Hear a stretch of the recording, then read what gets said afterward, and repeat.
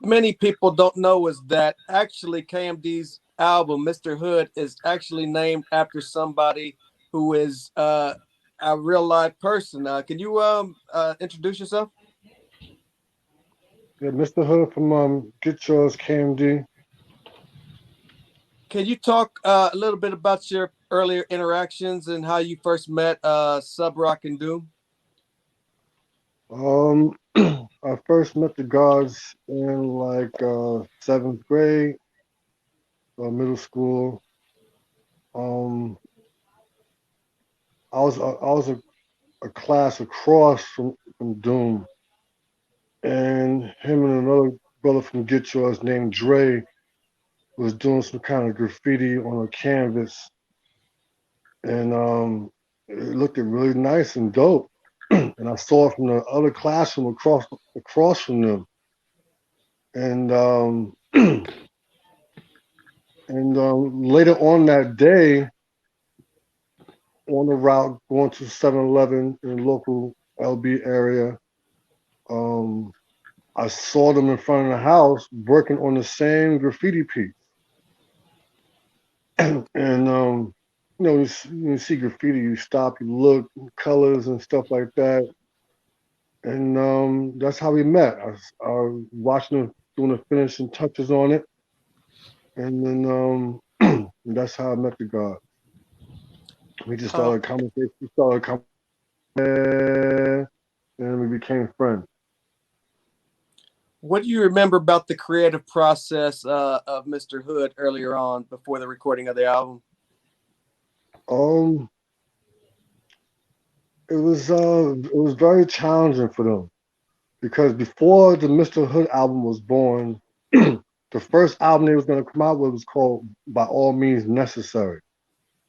Now they had the name. Doom had the name By All Means Necessary. He had the concept of the same image of Malcolm X, with the AK-47, whatever, in the window. And somehow KRS One came out with the same. Now this is a month before, maybe a month or two before Doom was supposed to drop the album. It was supposed to be either By All Means Necessary or By Any Means Necessary. But KRS One had came out with it. So this threw everything out of whack.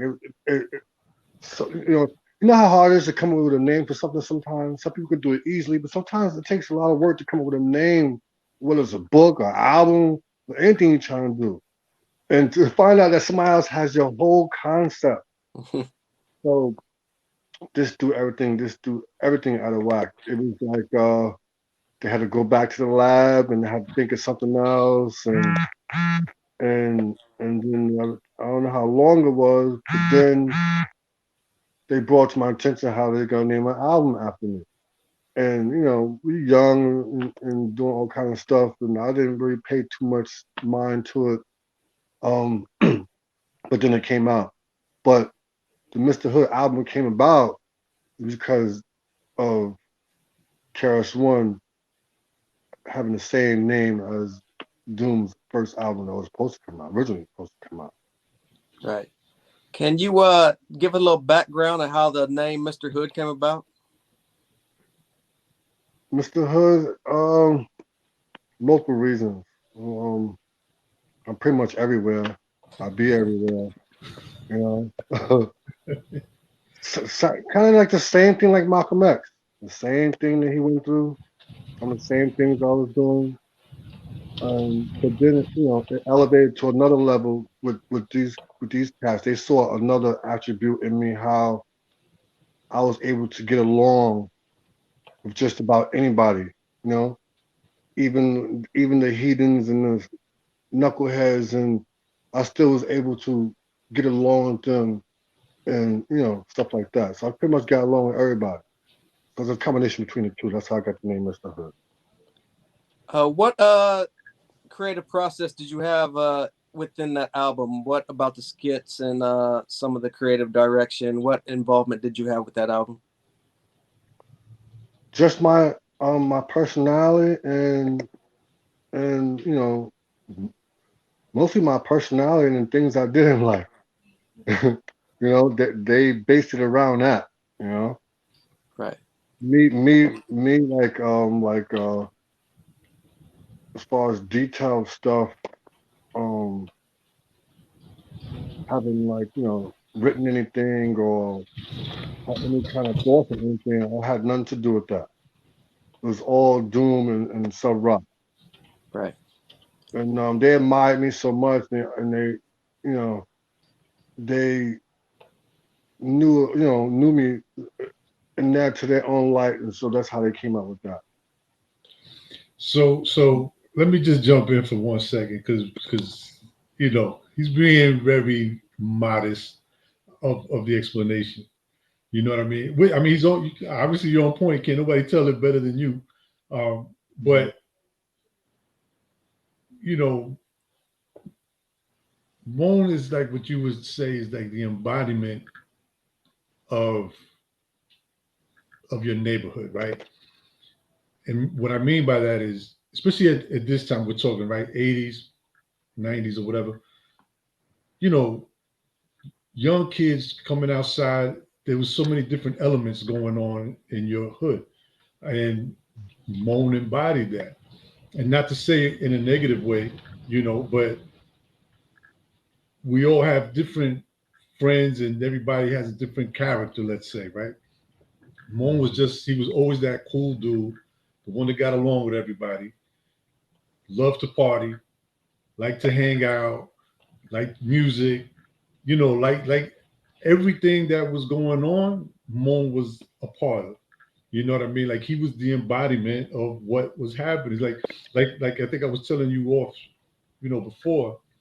Everybody now, when they say, if hate was a person, and they have like a picture of somebody, so it's like if the hood was a person, that's Moan. You know what I mean? Like he just, Moan was just that dude, man. Mr. Hood was that guy, um, and everybody gravitated to him as well. You know what I mean? Because he was just that dude. So now this is my perspective, right? Like for me, looking outside on it, the concept came like he just said was based off of his character. And meaning, and it wasn't like a character. I'm saying a character as far as what the album was, but this was just Moan on a day to day basis. You know, Mhm. um, Moan got down when he had to get down. You're right, coming up in Mhm. that time and era. Um, but Mr. Hood, man, Mr. Hood is one of the nucleus to everything. You know, when it comes to Get Yours, like I'm sure you're going to speak about a little bit about that, Moan, but Yeah. Get Yours, very intricate in the whole Get Yours posse and the Get Yours family. Um, yeah, man. Mo's that guy. Mr. Hood's that dude. So yeah, get yours. Get yours started, you know, as having self pride and self, integrity and wanting nothing but the best, right? Not selling for anything beneath the best. And it also started as like we was a bunch of like uh Pepe Le Pew slash Heathcliffs running around, right? Right, right. It became like a, competition with the female, right? Pretty much. and so everybody's out to get theirs financially, you know, who could have the baddest chick and who could dress, but as a team, right? But competitive, especially when it comes to the female, very competitive. So, Um, then it was like, there's many different elements. You had the breakdancing element. You had everything that's incorporated in hip hop. You had the graffiti element. We had a lot of cast that was doing tags and graffiti. We had the breakdance. We had the poppers. We had the MCs. We had a little bit of everything. The lady getters and stuff like that. So all this incorporated into hip hop, you know. And then of course you have education and knowledge, vocabulary. We're very big on vocabulary, words and knowledge, into books and stuff like that. A little bit of everything. And that's Get Yours. Yeah, yeah, yeah. And I just want to add something to that real quick before you go, Sincere. So just like he explained how like what GYP started off as, right? When I got introduced in '88 is when I got down with them. Um, that's what it was. It was all about girls partying. You know, like the other guys in Long Beach, like when they would see us coming down the block, they would always say, "Oh, here come them dancing motherfuckers." You know what I mean? Like because that's all we, we would just house parties. We were there.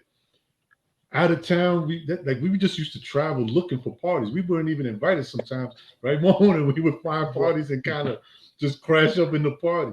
Um, Yeah, yeah, going to the city, hitting the clubs up, all like on the weekends, every Friday, right? We're in definitely. school. We're already thinking like, yo, we're gonna go to tunnel. Like, what we hitting up this weekend?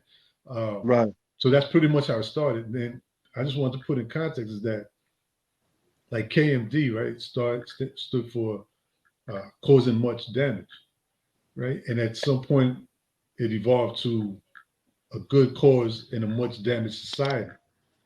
right, At the same time, the concept for Get Yours kind of, we were right there with that and changed the idea of Get Yours just being about partying and having fun and getting girls and so forth and try to make it more of a more conscious movement. You know what I mean? Like Mon was saying before, getting yours in life, um, just trying to be the best that you can be. Get yours. You know what I mean? In a positive way, as best as possible. So yeah, you know, KMD is KMD, and then Get Yours was the whole unit. So like Sub Rock Doom, that was KMD, but that was Get Yours. You know what I mean? As well. Right. And yeah. so as they Mo, and would you agree with me before when we were speaking to Pat and Driz, and I was telling them about how Onyx, Zoom, and Sub would kind of bring back and we would study and do, learn and, through the teachings, right? Right, So we kind of used to look at them almost like bigger brothers, even though we was the same, right there in age. But because they used to go out and gather all these information and come back and share with us, I think in some way we saw them a little bit as our big brother, right? Like when it came to that. Do you think right. am I am I accurate with that from your perspective? Yeah, you're accurate. And the KMD part of Get Yours was the hip hop group part of Get Yours. Like Doom and Sub, although we all love music and hip hop, they gravitated more being as far as artists, you know. And and you're right about the whole Get Yours part too. Right as simultaneously along KMD converting to a positive energy, Get Yours also right aligned with it, develop into a positive energy, you know. And but yeah, they had a lot of intellect into scripts, all different kind of scriptures and theology, and when you hang around somebody, you kind of do some of the same things they do, you know. So these guys was always into different kind of books. I remember doing always reading, you know, always um admiring different type of vocabulary, and that spilled over into everybody, you know.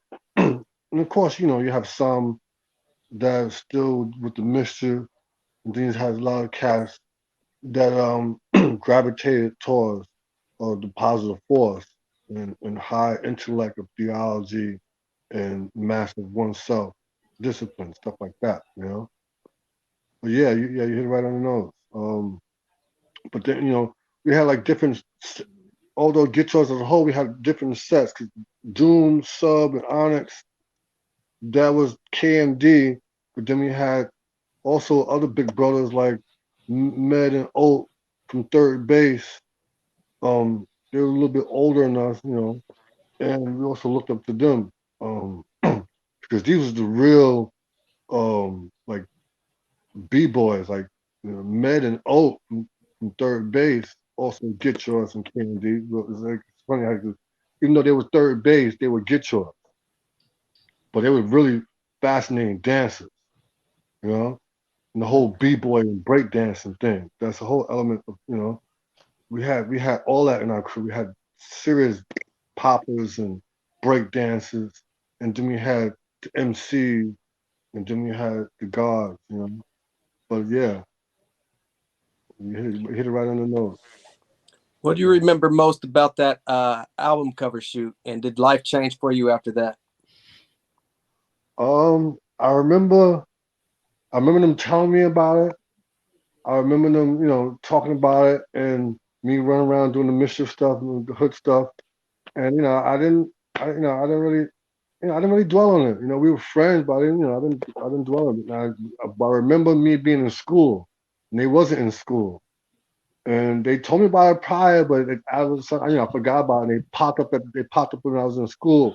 They popped up in school. They snatched me out of school. They was like, "Yo, we gotta go do this."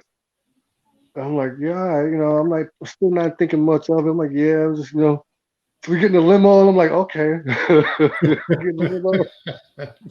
Right? Before before we hopped in the limo, like, oh, okay. I'm still not thinking. I'm still not. I'm not thinking about none of that. I'm just glad to see them and hanging out with them. Like, what I'm saying? Like, what we about to get into, And we went to Burger. I know we went to Burger King. And we had to get some food before we left. We went to Burger King. Came out of the drive-through at the Burger King. We saw some chicks that knew us. They couldn't believe we was in the limo. And we just was like, hey, and then we went to do the shoot. And even then, I didn't think much of it. We doing the shoot and we doing the pictures and stuff like that, and it was a young lady that was like a makeup artist, and when you do photo shoots and commercials, she got to do makeup. Hood guys, and we wasn't trying to do nothing. I was like, I ain't gonna put no makeup on me, like. What you needed for the what you needed for the photo, you needed for the photo, you needed for the photo. I'm like, nah, man, I'm gonna damn makeup, man.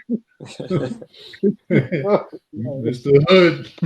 so so yeah, so we went to take the pictures and stuff, and yeah, that's how it went down. That's why I remember that. Right. And Give again, us your it was a female that was doing the makeup, and caused the whole Pepe Pew come out of us again. And Cass is trying to kick it and snatch it up, and chicks again. yeah, yeah. there But you go. that's how I remember that. It was a very interesting day. I never forget it. Give us your fondest memory of DJ Sub Rock. Oh man, so many, man. Uh, so many. I remember him correcting me on certain things.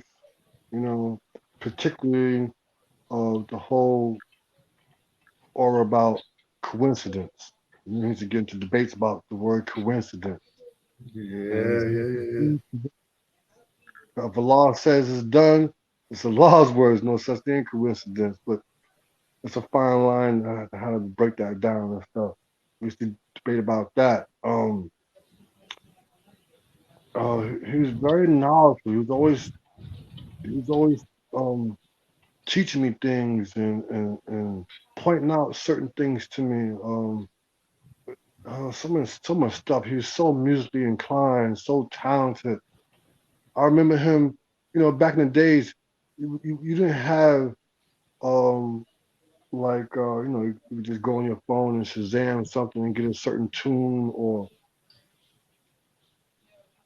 you had to listen to the radio and get certain songs. You had to wait for a certain time on a Friday night to hear a certain song. We would tape it on cassette tape.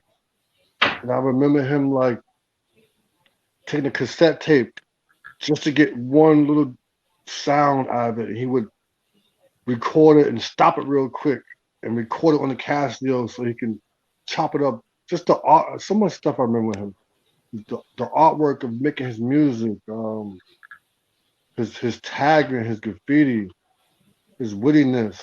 Um, um, he loved music.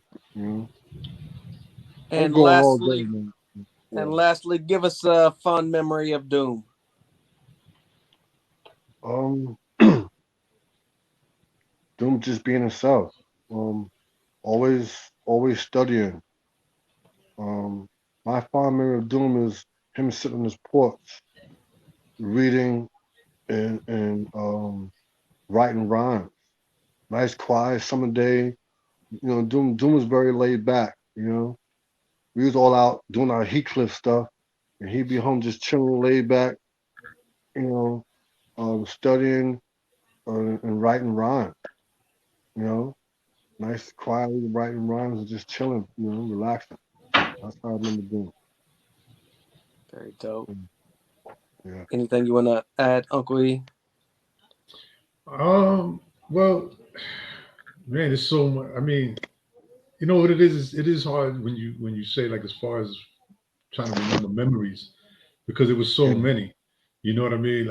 Like I said, like I was saying earlier, and Moan touched on it just now.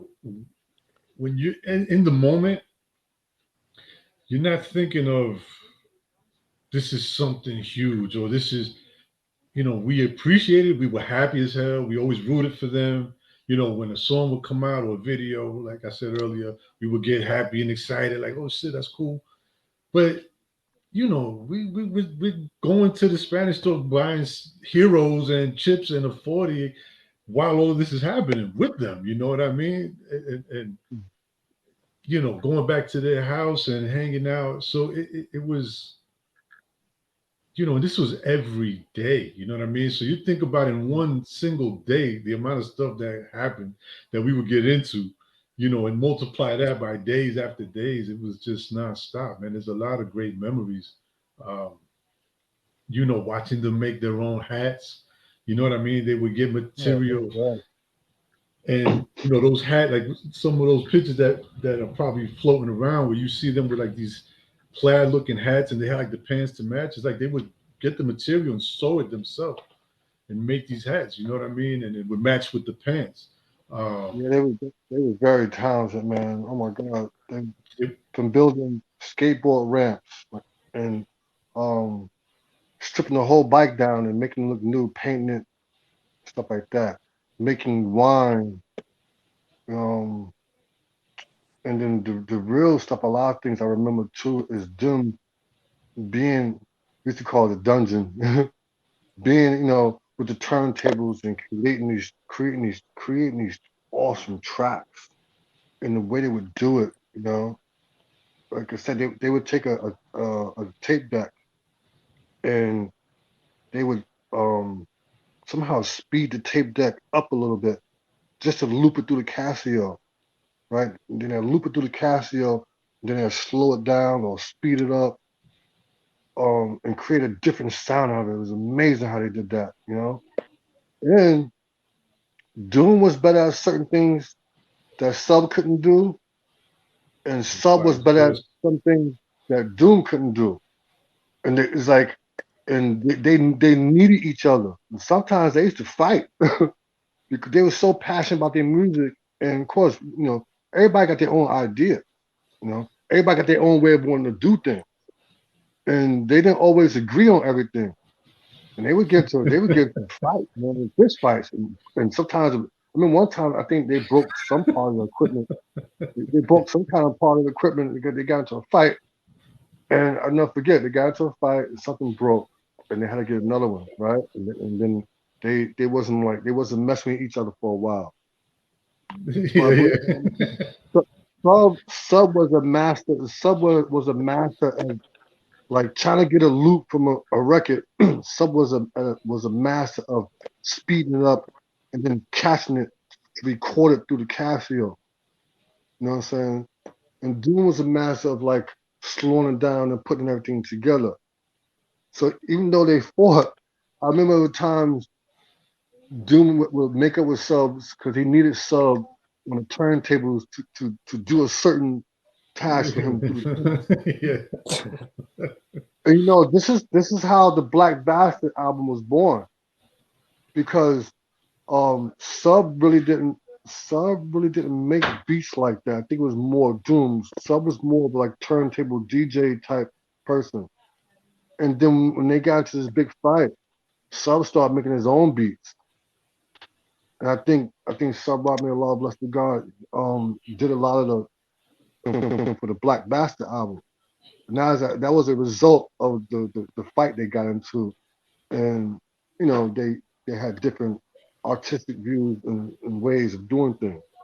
But it's fascinating, man. Fascinating stuff. Yeah, that was kind of a funny, they like Mo said, sometimes we would all be hanging out and man, they would just kind of start going at it. And it was like we would like, oh man, here you go.